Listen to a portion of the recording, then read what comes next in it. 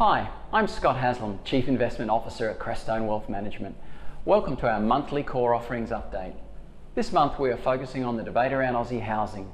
Is a correction underway, just the usual down cycle we've seen several times in the past?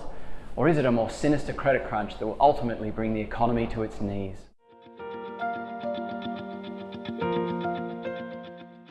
But before canvassing both sides of this debate, let's take a look at how markets have performed in recent weeks and how we are tactically positioning our portfolios.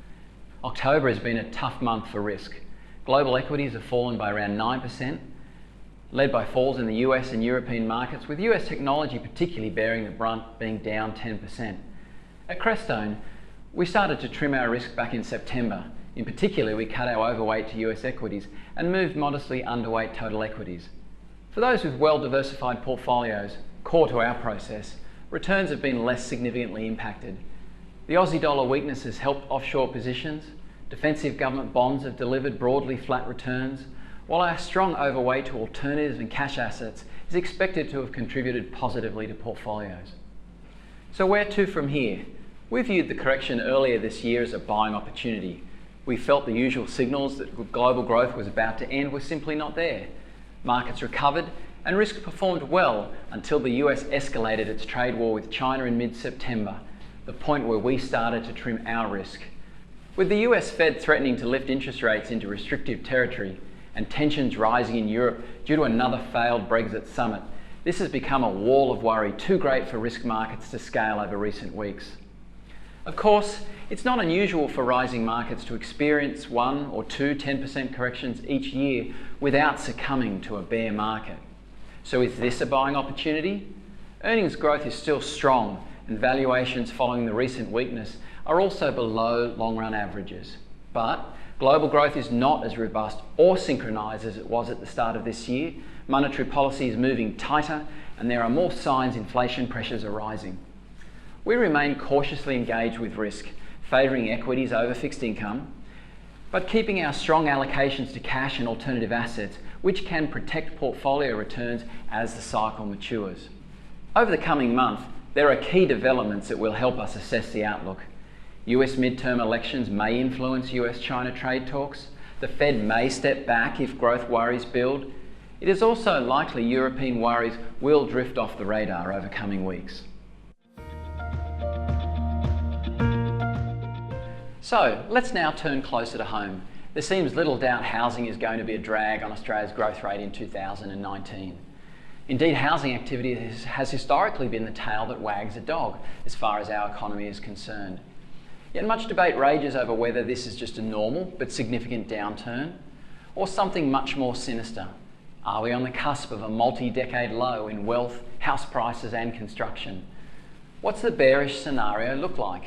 Here, prices are seen falling about 20% from their peak. So far, prices have only fallen about 4 to 5. And there is a very sharp 20 to 30% collapse in new lending.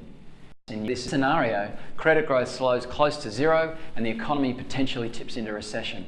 What are the key arguments driving this view? Well, housing prices are materially overvalued and consumer debt has risen to record levels. Lending standards have deteriorated in recent years, leading to a jump in cheaper interest-only loans. Credit availability is going to be severely constrained after the Hayne Royal Commission.